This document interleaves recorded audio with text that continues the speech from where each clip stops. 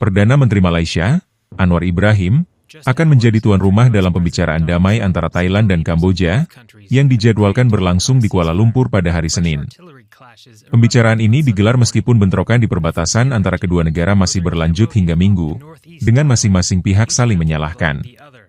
Pertemuan antara pejabat Perdana Menteri Thailand, Phumtham Wechayachai, dan Perdana Menteri Kamboja, Hun Manet, akan dimediasi oleh Anwar Ibrahim selaku Ketua Perhimpunan Bangsa-Bangsa Asia Tenggara, ASEAN. Kedua pemimpin dijadwalkan membahas upaya untuk mengakhiri bentrokan berdarah yang telah berlangsung selama 4 hari terakhir.